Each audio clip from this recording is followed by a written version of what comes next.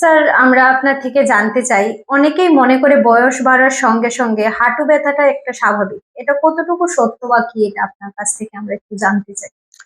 দেখো, আ মানে কিছু আমি বলব এটা ঠিকই যে বয়স বাড়লে হাঁটু ব্যথা বাড়বে। বাট যদি পারসিস্টেন্ট মানে অনেকদিন ধরে যদি ব্যথা হয় তাহলে ওটা নরমাল না। মানে ওটা দেখতে হবে যে কি হচ্ছে। মোস্ট কমনলি বয়স বাড়লে হাঁটুতে আর্থ্রাইটিস হয়।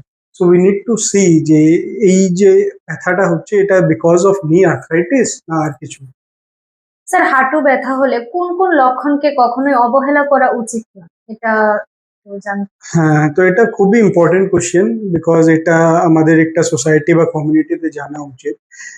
মেনলি আমাদের দেখতে হবে যে যদি রাতে ব্যথা হচ্ছে বা সিঁড়ি উপর নিচে করতে গিয়ে ব্যথা হচ্ছে, হ্যাঁ, চেয়ার থেকে উঠতে গিয়ে ব্যথা হচ্ছে, পা স্টিফ লাগছে, তাহলে আমার মনে হয় একটা অর্থোপেডিক সার্জনকে দেখানো উচিত। ঠিক কোন পর্যায়ে একজন রোগীকে নি রিপ্লেসমেন্ট নিয়ে ভাবা উচিত?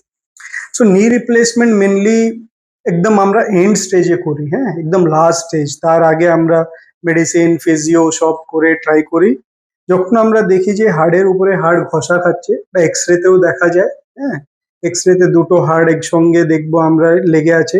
পেশেন্ট বলছে যে আমার খুব ব্যথা হচ্ছে, আমি যেটা ডেলি আগে হাফ কিলোমিটার হাঁটতাম ওটা এখন আমি 100 মিটারও হাঁটতে পারছি না, রাতেও ঘুমাতে পারছি না ব্যথার জন্য।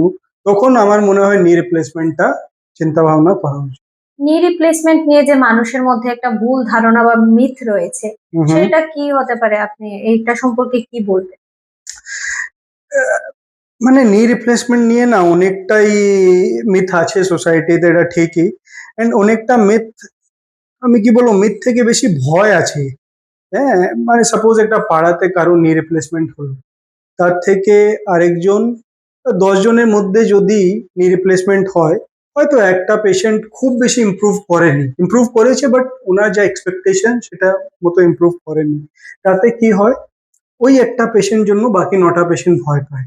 কিন্তু most of the patient, 90% of the patients they do well.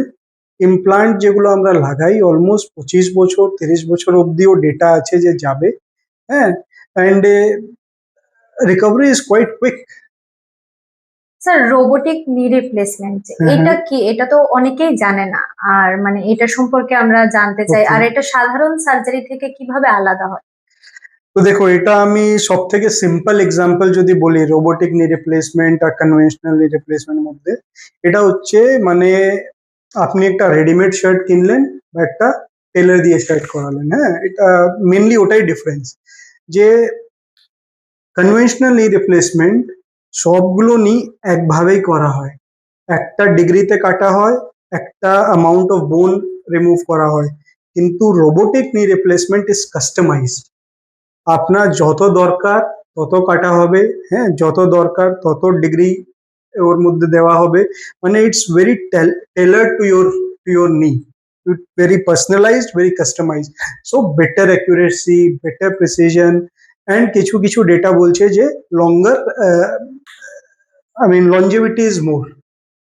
Sir, অপারেশনের পর রোগীকে স্বাভাবিক বা সুস্থ হতে কতটা সময় লাগে, বা স্বাভাবিকভাবে হাঁটাচলা করতে কতটা হুম, হুম। সময় লাগে? আমি যেরকম বললাম যে রিকভারি ইজ কোয়াইট কুইক। মানে নেক্সট ডে থেকেই পেশেন্ট অলমোস্ট, অনেকবার তো সকালে অপারেশন হলে বিকেল থেকেই হাঁটা শুরু করে।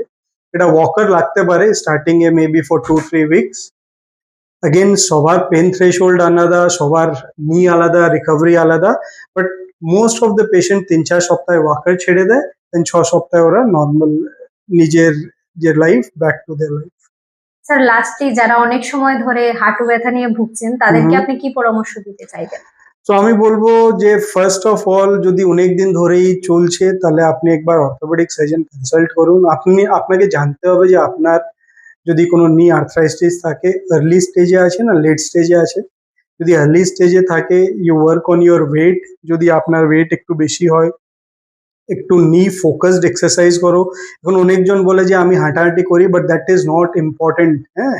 হাঁটাহাঁটি ইজ ওকে, কার্ডিও হচ্ছে, কিন্তু নি ফোকাসড কোয়াড্রিসেপস স্ট্রেংথেনিং করতে হবে, ঠিক আছে, এন্ড ভালো ডাইট নিতে হবে। সো প্রোটিন রিচ ডাইট, ক্যালসিয়াম, এইগুলো নিতে হবে। অনেক অনেক ধন্যবাদ স্যার।